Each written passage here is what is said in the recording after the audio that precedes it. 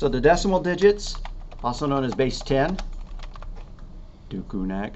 I'll fix that as soon as I make the font larger. Come on. Right. So the decimal digits are 0, 1, 2, 3, 4, 5, 6, 7, 8, and 9. So it's called base 10 because there's 10 of those guys there. And so you have the powers of 10. You have 10 to the power, and we're never going to use this to mean power of in our particular language, but we understand what it means when we're just writing plain English. C does not have a power operator. Unlike Python, those of y'all who took Python are used to using asterisk asterisk to mean raise something to a power of. You can't do it in C. You have to do it in a different way. Anyway, so if you add 3 to the power of 10 to the power of 3, 10 to the power of 2, 10 to the power of 1, and 10 to the power of 0. What's 10 to the power of 3? It's just a 1 followed by 3 zeros. What's 10 to the power of 2? 1 followed by 2 zeros. What's 10 to the power of 1? There we go. So if you have this number, 5,207, that means 5 times 10 to the power of 3 plus how many times 10 to the power of 2? 2 times 10 to the power of 2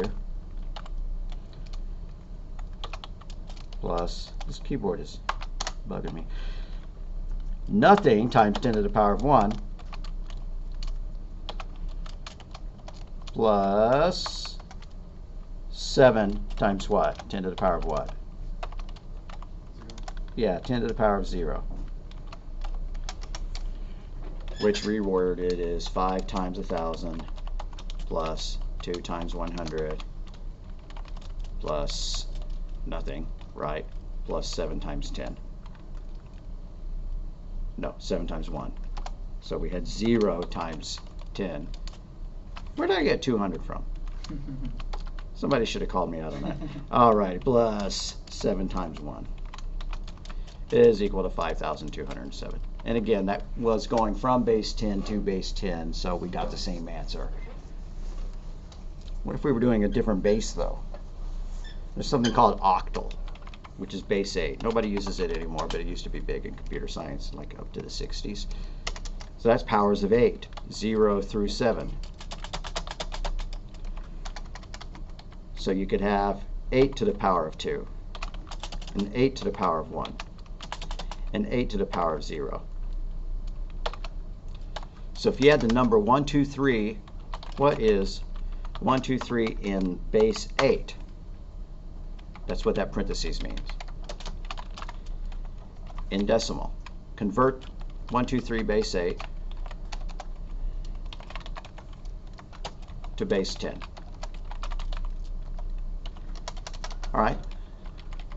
Well, what is 8 to the power of 2? I'm going to copy that again. 8 to the power of 2 is just 8 times 8, which is 64. 8 to the power of 1 is just 8. And 8 to the power of 0, anything to the power of 0 is 1. Okay, so if we have 1, 2, and 3 there, that means 1 times 64, or 1 times 8 to the power of 2, plus 2 times what? 8. Yeah, 2 times 8 plus 3 times 1. And so if we figure that out, that's 64 plus 16 plus 3 is equal to whatever that is equal to, 80, 83, something like that, I hope, in base 10. All right, hope that makes sense. So if you hopped in your decimal car, your base 10 car, and you just bought it fresh off the lot, and it had only 1 mile on the odometer, and you drove it a mile, you do that, right? Each one of these is a mile. Then what happens? We have maxed out this column. It can't go any higher. So it's got to reset back down to the lowest digit in the scale. But because it did that, it had to add 1 to the next column. Then we could drive, you know, another 10 miles. Forgive me for not typing them all in. You get to 019. Again, we have maxed out the ones column. So when we drive 1 more mile, The ones column gets reset back to the minimum digit, but the tens column gets an extra added to it. And so on. All the way up to 999, or excuse me, 0999. This column is maxed out. It resets to 0. We add 1 to that column. Uh-oh, that one's maxed out too. And then, it's called carry the, right, carry the 10. And so that one maxed out, so we reset it back to its minimum. Added a 1 to that. What happens when you get to 999 and you drive 1 more mile? And for some reason, we're driving a weird car that only has 3 digits in its own odometer. Y2K? Yeah, like the Y2K problem, exactly, right? So it's an error, right? You can't add any more to it. So what happens is that gets reset to a 0, carry the 1, right? That gets reset to a 0, that gets reset to a 0. That's called overflow. We've corrupted our data at that point. Good thing our cars don't only have 3 digits in their odometers. What if we were doing base 4? Base 4 has only got, nobody uses base 4, only got 4 digits. So we start off at mile marker 1. We go a mile, go another mile. We've already maxed out. We've used the highest digit of the system. So it resets back down to 0. And then add 1 to the next column. So we drive another mile in our little base 4 car, and another. We've maxed out that column again. So we replace the highest digit with the lowest digit, add 1 to the next column, and so on. Eventually, we might get to 033. Kept going to 033. He's maxed out, so he can't become a 4. There is no 4 in this counting system, so he goes back to the minimum and add 1 to that column. Well, that one's maxed out too, so it resets to 0, and it becomes 100. But that's 100 in base 4. 100 in base 4 is not the same thing as base 10. What is 100 base 4 in base 10? So 100 in base 4 converted to base 10. Come on, there. All right, we just got to figure out our powers of powers of 4 this time. 4 to the power of 2, 4 to the power of 1, and 4 to the power of 0. Well, 4 squared is 16. 4 to the 1 is 4, and what's 4 to the 0? 1. Yeah, 1. Okay, so, and we had 100. Well, that makes it pretty easy. It's just 1 times 16 plus 0 times the others, right?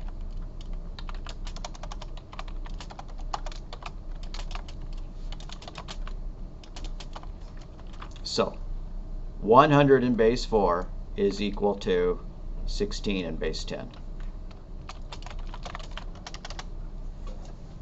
Hope that kind of made sense. But we're never going to see octal again. We're never going to see base 4 again. But the same concepts go. Binary, you only have 2 digits. It's base 2. Hop in your binary car. Drive a mile. Drive another mile. Well, we've already maxed out that column. So what does it become? 010. Now we've maxed out 2 columns. Just like rolling over the odometer in our car. And there we go, right? So, the largest number that can be held with 3 binary digits is 111. And I'm not going to write them all down again, but a 111 is 1 times 4 plus 1 times 2 plus 1 times 1. Why is that? Because this is the 1 to the power of 2 column, 2 to the power of 2, 2 to the power of 1, and 2 to the power of 0, so 4, 2, and 1. And so this is equal to 7 right there. And if we were going to count them off, that's equal to 0.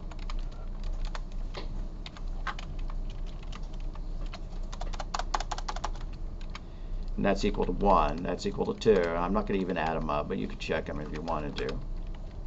Oh, come on. There. Right. So the largest data that you could hold using 3 binary digits is the decimal value 7. Because if you added one more to it, you'd get overflow, and it'd be back to 0, 0, 0.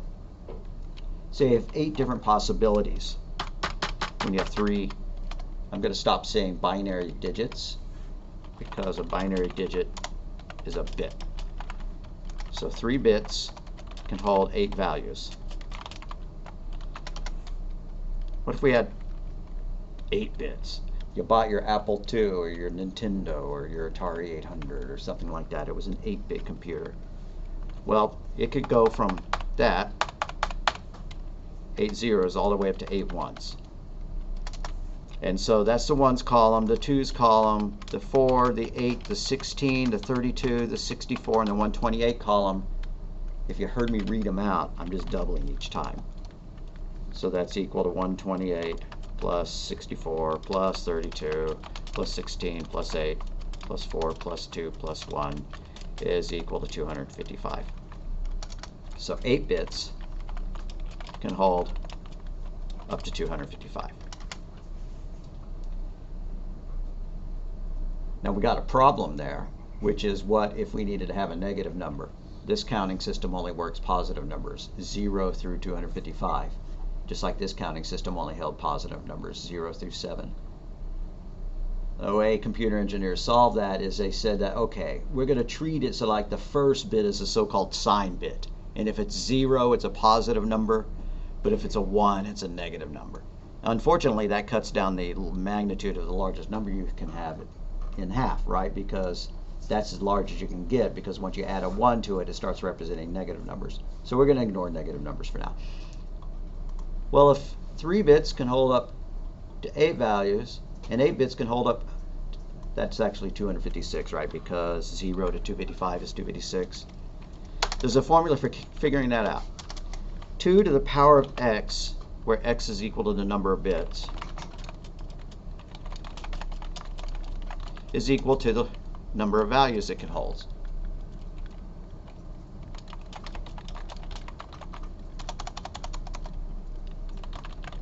So you upgraded your 8-bit Nintendo and bought a, You bought a Genesis or a Super NES with 16-bit chips in it.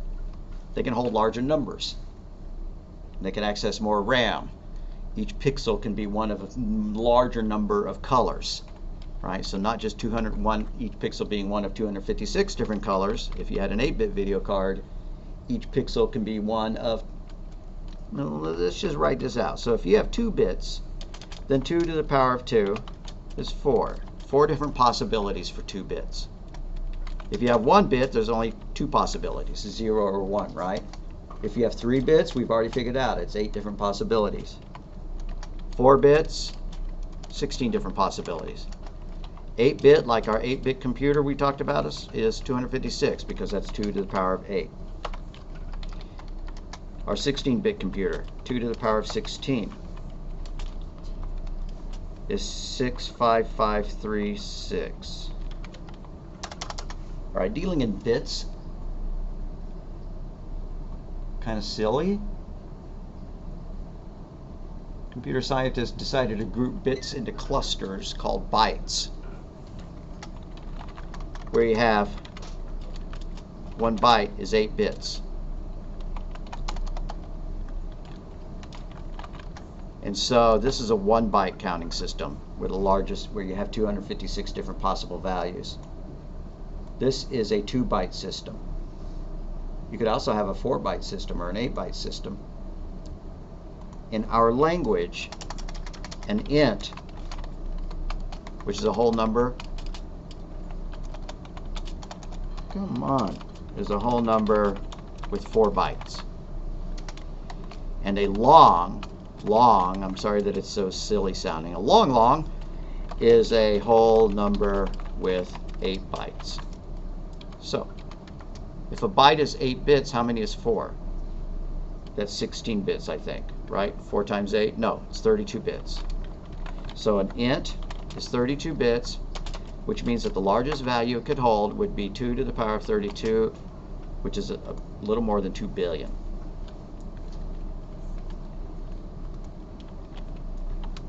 2 to the power of 32. A little more than, 4 billion.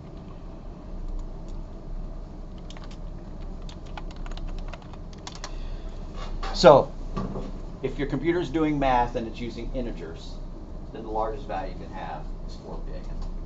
But it's actually kind of cut in half because it's got to have negative numbers and positive numbers. So it can go from negative 2 billion to positive 2 billion. Right, because if you had 0 to 4 billion, but you wanted it to be able to support negative numbers, you just kind of slide your scale over, so it went from negative 2 billion to positive 2 billion. So there's about 4 billion different possibilities. A little bit more than that. So they go from negative 2 billion to positive 2 billion.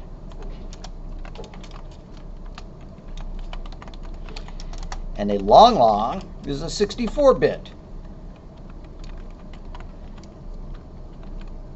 And so 2 to the power of 64 is a huge number.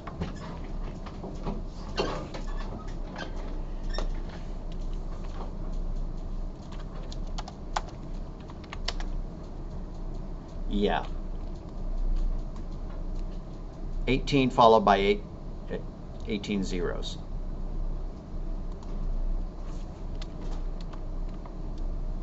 1, 2, 3, 4, 5, 6, 7, 8, 9, 10, 11, 12, 13, 14, 15, 16, 17, 18. You can kind of see why the transfer from 32-bit operating systems, 32-bit hardware, to 64-bit operating systems was kind of a thing that had to be done. Because 32-bit operating systems could only access a certain amount of RAM, like up to 8 gigabytes, I think.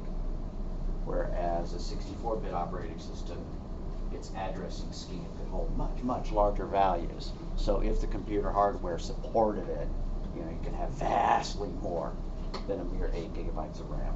Right? Well, they don't make chips that large, but you get the idea. All right. So why is that important to us? Because we're going to be picking data types at a certain point. I need to store some data in there. Well, if the largest that an int can hold is 2 billion, then you wouldn't want to put the population of the planet in an int, because we're at like 7 billion people on the planet or something like that. You wouldn't want to put the national debt in an int, right? You'd use a long, right? Or you'd use some fractional component number, because an int is a whole number. And you might want to be able to track both dollars and cents. All right, that's about enough about bits and bytes for now. We're going to come back to that concept later. Pardon me, yeah. Is there a reason you would want to use a smaller one instead of the longer one? That's a very good question. Why would you want to use a smaller one? Yes, you could get away with always using longs, but the native type in C and C++ is the int. And so the math happens a little bit faster if you use ints rather than longs. And back in the old days, when RAM was really limited, it made sense to try to use a smaller data value, because if you only had 64 kilobytes of RAM available to you, then you wouldn't want to use up twice as many, bytes as necessary to hold the same amount of data if the numbers weren't going to get large. So the default data type for integer types is int, and so my rule of thumb, and we'll say this again, rule of thumb is just use an int unless the number is going to be in the billions.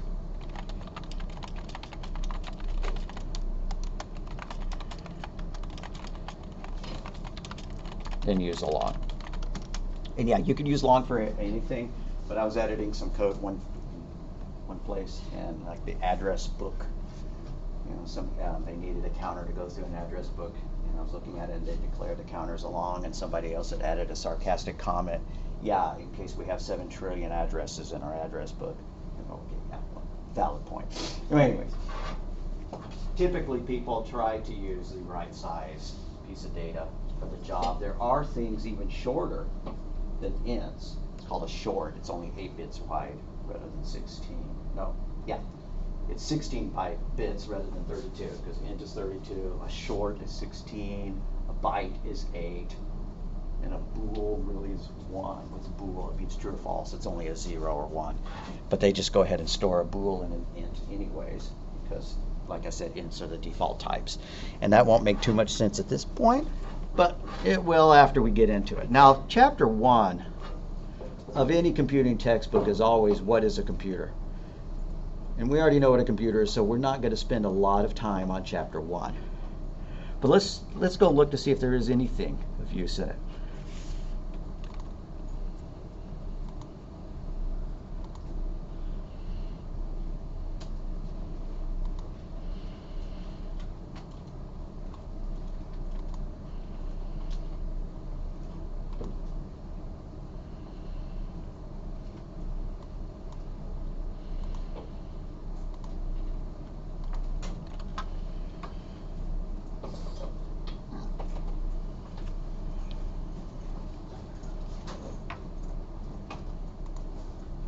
Introduction to Computers and Programming.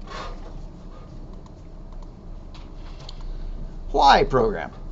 Because we want to make money. We want to have fun. What is a computer? A programmable machine designed to follow instructions. Well, you can have different kinds of computers. Excuse me, let me type that correctly. Pascal calculator. A Pascal calculator was something for adding and multiplying numbers in like the 1800s. Because that was about the point where the data that people were collecting and the numbers that they wanted to manage were getting unwieldy for, calculating with pen and paper. And so you just spin the wheels and then you turn the crank and it would do a calculation for you. That is a form of computer. It's not really a programmable computer, though, because you can't give it a series of instructions to execute. Programmable computer was also invented in the 1800s, but the guy didn't quite get it done. Funding ran out. It was too difficult to make using the tools that they had at the time. But this was a programmable computer if it had been built to completion. And that looks insane.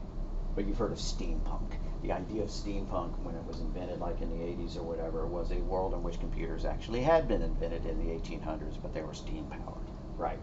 And then the idea took off from there.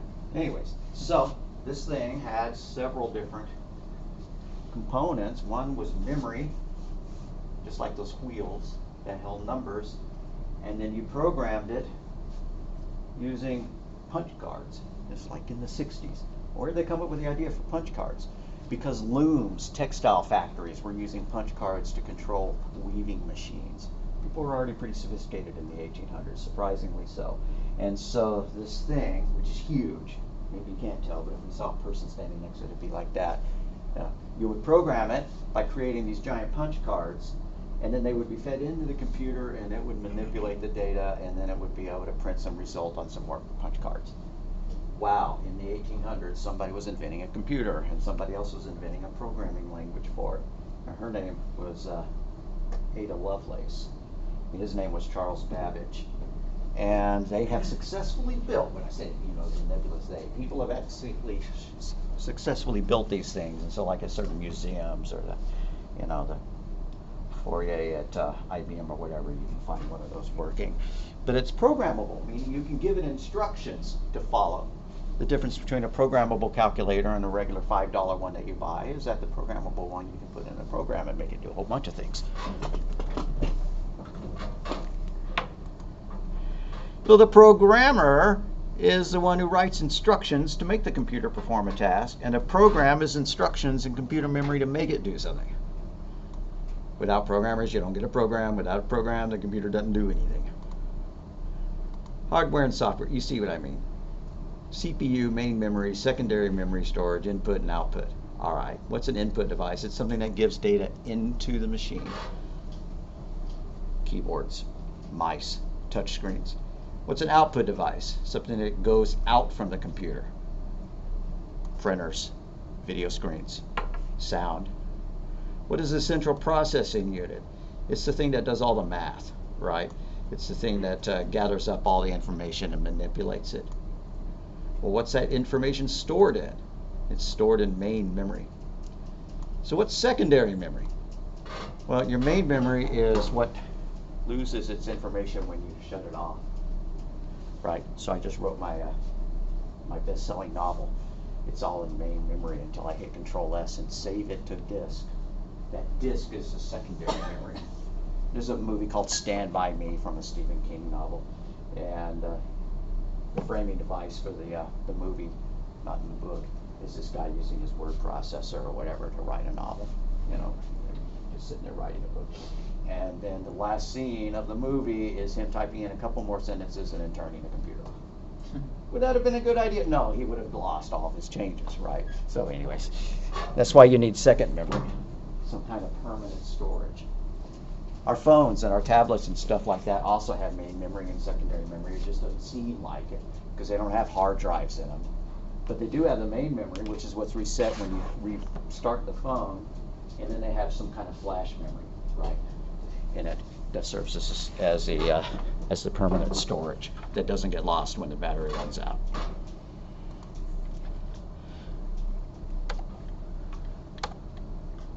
So main memory is so-called volatile, or volatile.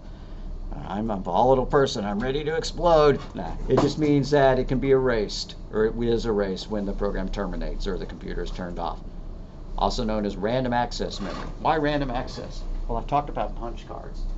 If you wanted to read numbers or data in from punch cards, you had a stack of them. You fed it into the computer one after the other. And what if it needed information from card number 78? Well, too bad. 1, 2, 3, 4, 5, right? That's not random access. Or back in the old days, tape drives, right? You know, you started writing memory to tape. And what if it needed something in the middle of it? Well, too bad. You'd have to feed the tape into it. It's not like, you know, it had fast forward buttons and stuff like that. So that's what was cool about disk drives. And earlier than that, there were drum drives about the size of a washing machine, right? And the magnetic stuff was like put on a cylinder, like an old Edison phonograph, right? Except big. But anyways, so that, you know, you could read random pieces of it off rather than just have to start at the beginning and go to the end. That's why it's called random access memory. It can be accessed at anywhere. And so each piece of information is either a 0 or a 1. The smallest piece of information is called a bit, a binary digit, and it's only got 2 possible values. And a byte is 8 of those guys. So each byte in memory is identified by a unique number. That's its address. You have an 8 gigabyte machine. Well, gig stands for billion, roughly. So you have an 8 gigabyte computer. It's got 8 billion bytes in it. And so they're numbered, right? Byte number 0 all the way out to byte number 8 billion. Here, this is not 8 billion, but it's good enough. Here we have 30 bytes. So we can store from address 0 all the way up to address 29. And since these are bytes, the largest value they could hold would be 255. Well, what if I need a number larger than 255? Well, that's why an int is 4 bytes. Because you wouldn't want to just use numbers that were 250, you know, from 0 to 255. You'd want to go up to like 2 billion or whatever.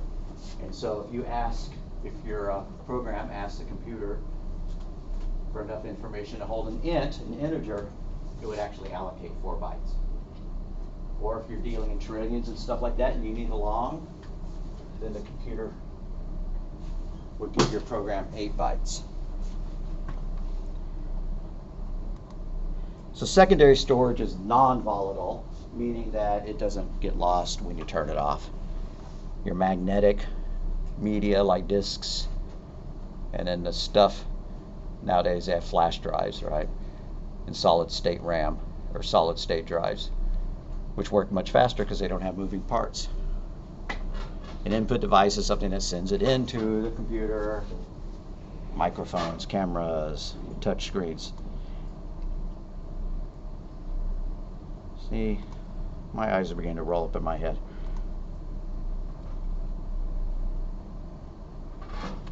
What is a program? It's a set of instructions the computer is supposed to follow to perform a task. We want to draw Pac-Man running across the screen. It's a set of instructions to do that. We want to calculate the value of pi out to 3 decimals. Well, there's this algorithm that you could follow that would calculate pi, and it's a weird idea. Well, you know, pi is a mathematical constant. Why would I need to calculate? Well, somebody had to calculate it in order to know what it was. And so you start with an algorithm, which is a set of well-defined steps.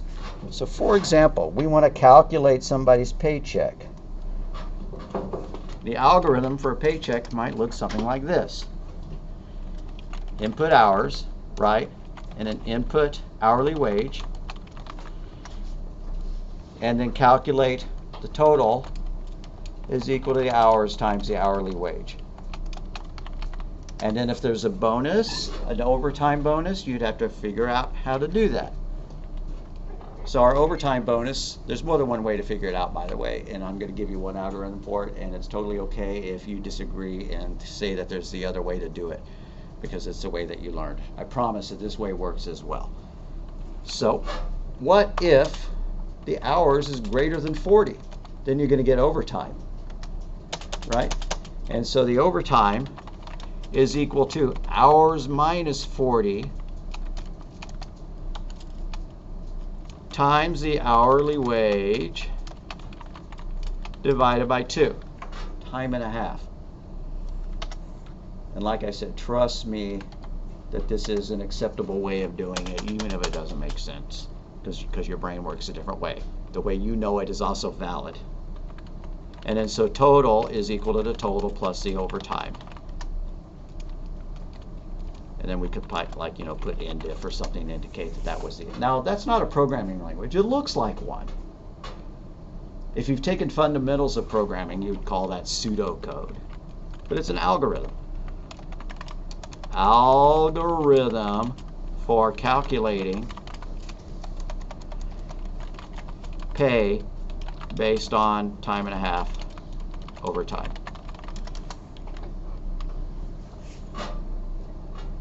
But that's not a programming language, but we could turn that into a C program, C++ program, pretty easily, because it's pretty close to a programming language. It's nicely structured, right?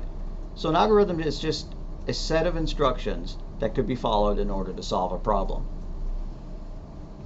Let's go ahead and write that in Visual Studio. Let's load up Visual Studio and create a program.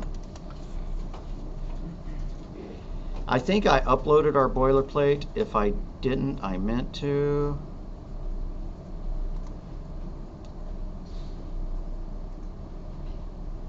Let's go look, see if I did.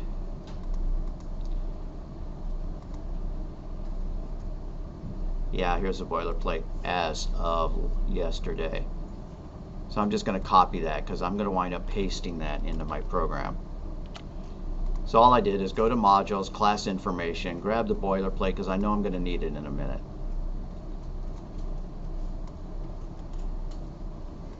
And I'm going to launch Visual Studio as I have done and do File, New Project. And by the way, your new project code looks completely different when you install Visual Studio on your machine at home or your laptop, and I apologize for that. It looks markedly different.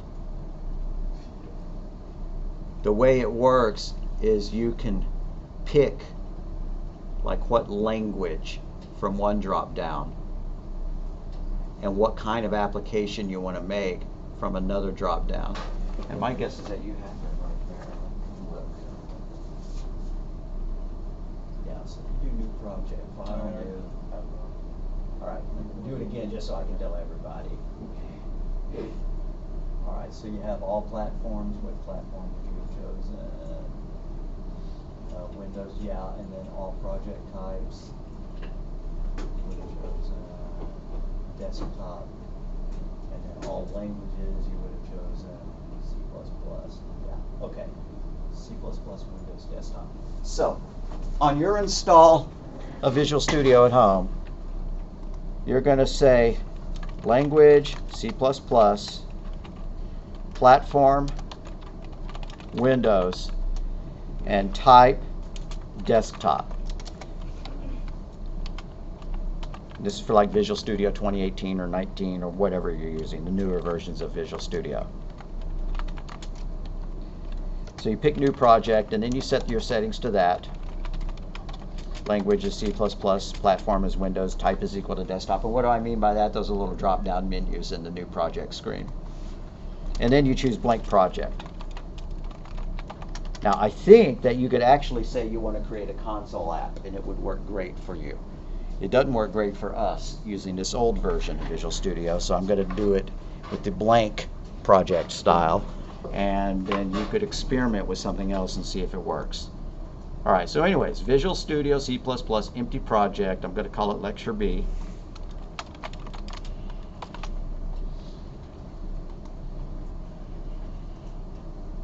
Then I'm going to create a new file.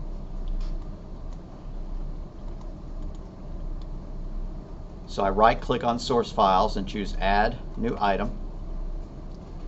Choose a C++ file. And I'm going to call it Lecture B.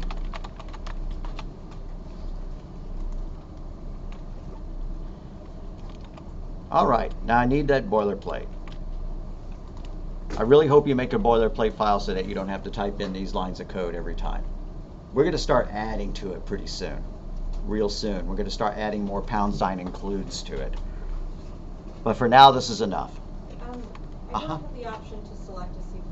Let me come look.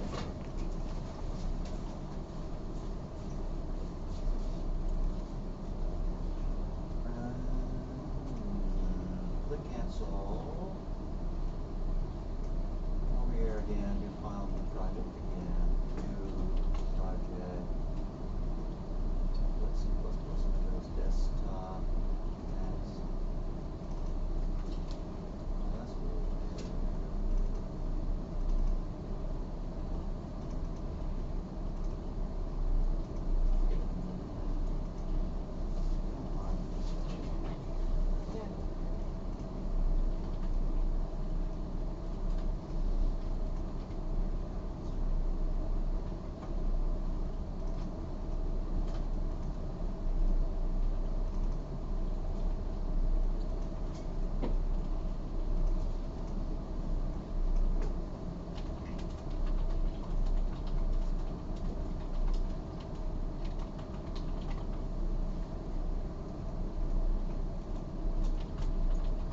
Probably something that we need to install or not.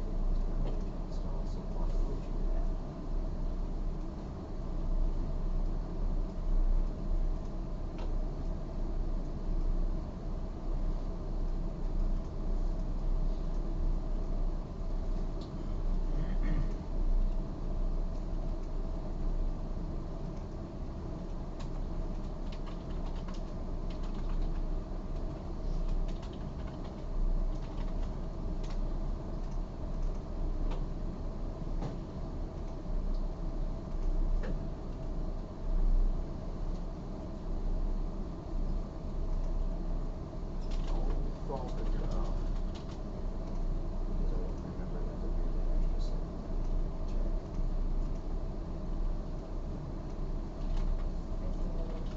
That's all right. Just a little.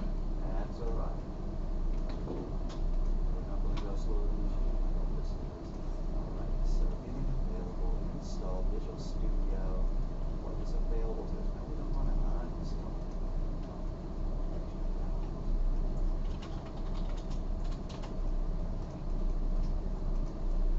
Okay, I apologize. I'm going to have to sit with you and work on this a little bit more.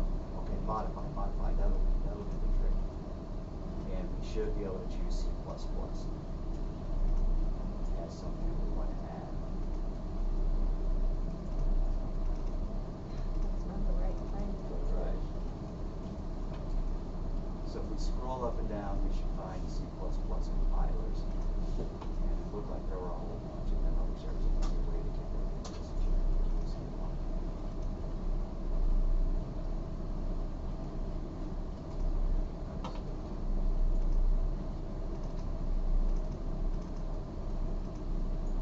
Scan is going to take forever, so you're not going to get to follow along with the code, but that's okay. Okay.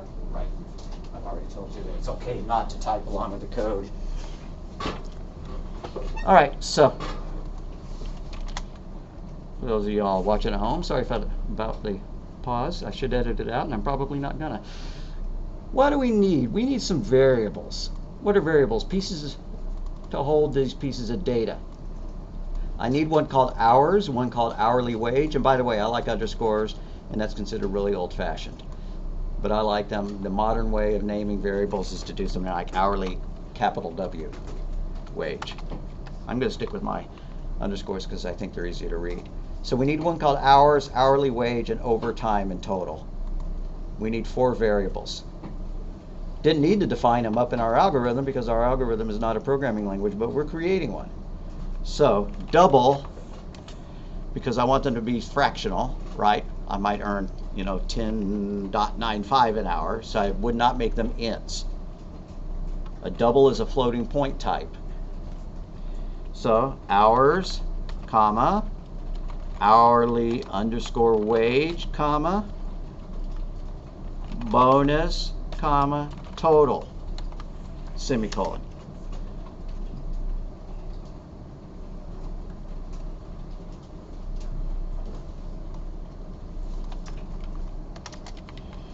I'm certainly not going to make it say hello there, so I'm going to delete that.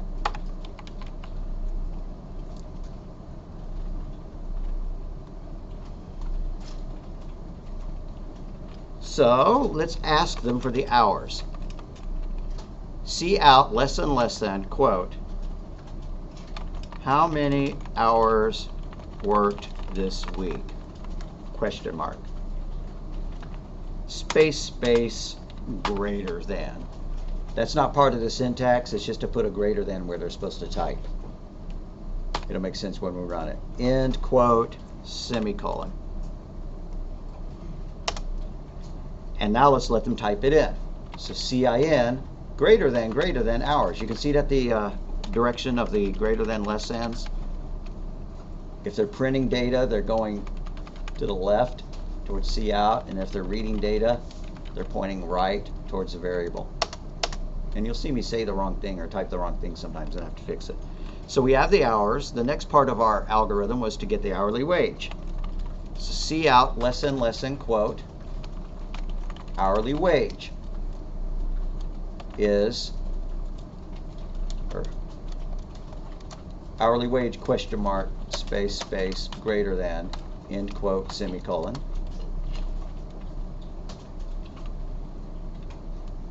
Now we need to read it into that variable. CIN greater than hourly wage, semicolon. Now we can start to do our calculations. We've done the first 2 lines of our algorithm. Input hours, inputs hourly wage. Let's calculate the total. Total equals hours times hourly wage. I could just copy that line. I'm going to type it, but total equal hours asterisk hourly underscore wage. And notice it's trying to help me. As I started to type hourly wage, it popped that up. Semicolon.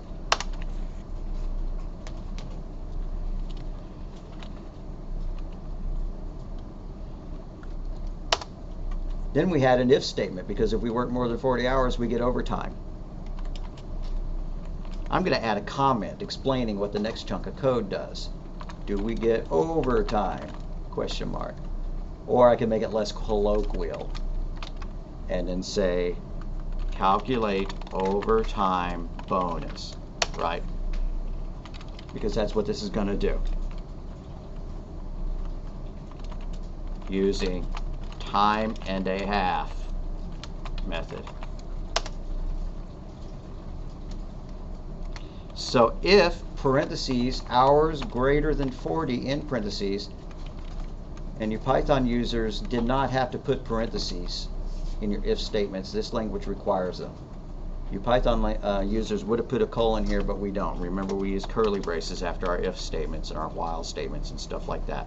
So if hours is greater than 40, overtime is equal to that expression. Overtime equals, parentheses, hours minus 40 in parentheses times hourly underscore, see, it's trying to help me and I'm not letting it, wage divided by 2, semicolon. And I've made a mistake because I called it bonus up here and I called it overtime down here, and that's why that's underlined. I don't remember which I used in here.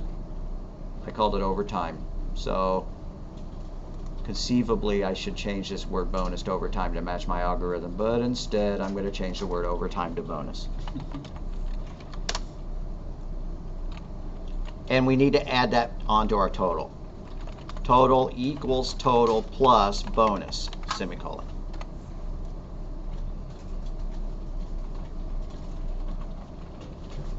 I swear I don't know why we need to run the air conditioner when it's 50 degrees outside. Yeah, I definitely won't be sitting in this spot again. Yeah. Very excited. Yeah. All right. So, and now we can print out the total. C out less than the total pay for this week, don't think we need 3 E's, is $, semicolon, not semicolon, end quote, less than, whoopsie, less than, total, less than ENDL, which means end of line.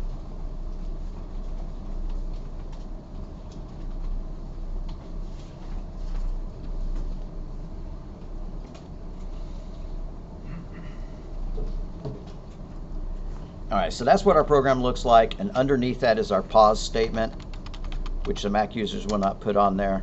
It'll cough up an error when you try to do that because there is no pause command on the Mac terminal. There may be a different one that'll do the same thing. You just don't need to do it though.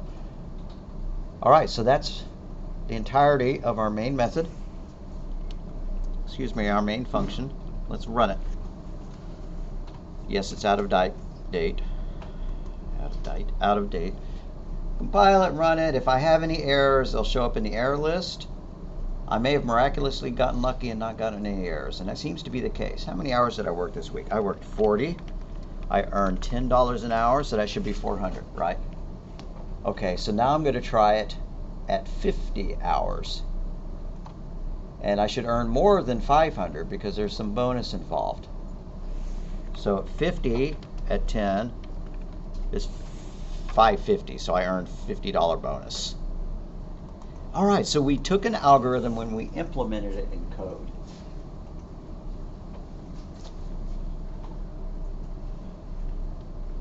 Now the problem with adding comments and stuff like that is it makes the code lengthier, and I can't get it all on the screen at the same time.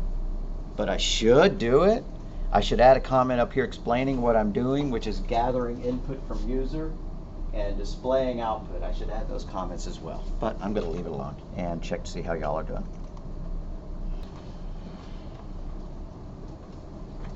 So just a few comments I'm going to tack on at the bottom here, which is that int is a 4-byte whole number, which is the default type for C++. Use it unless the number needs to be greater than 2 billion. Or I would just say it's going to be in the billions.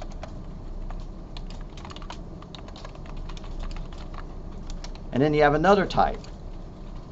Long is an 8-byte whole number that can hold huge values.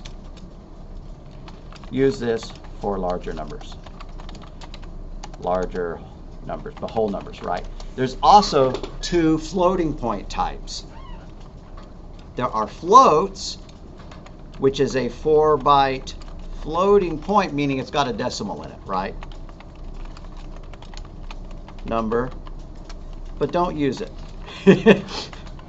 because the double is far more precise and doesn't get nearly as bad of rounding errors. I don't even know why they include the float type. I guess just for legacy compatibility. The other one is a double, which is an 8-byte. Can I type? 8-byte floating point number. This is the default for C++, and for good reason, because it's far more accurate than a float. It holds much larger numbers, and it doesn't get rounding errors nearly as badly as a float does. Use it for any number with a decimal point.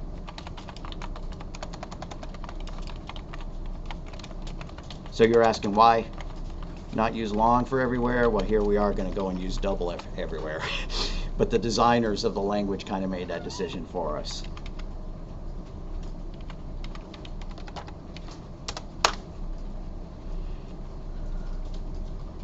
All right, so our homework based on this concept is going to be almost identical to the program we already wrote, just to make it easy, right? So our homework, and I tell you what, I'm getting tired of adding slash in front of everything, so I'm going to write slash star, which starts a multi-line comment. And so the homework is write a program that asks the user for a number of ounces. The program then converts that to a number of gallons and deletes it. Displays it. The formula is gallons equals ounces divided by 64, I believe.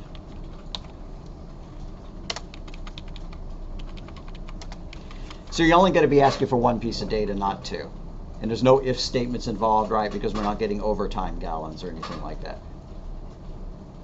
Really short program, but at least it'll give you, a reason to have installed Visual Studio. So about Visual Studio, when you run the installer, and I can't do it up here, and I'll post a picture in the announcements, you absolutely have to choose the C++ development environment, or else it won't be able to create projects that are C++. So I will post an announcement to that effect so that the people who watch the lecture, who miss the class, know that they need to do that even before they watch the lecture. And y'all know when you go home, before you do your homework, you're going to need to do that. All right, again, why don't we go ahead and stop here? Are there any questions? I'll make a Dropbox for this. I know some people are still typing. I'm going to bring it back after I make the Dropbox.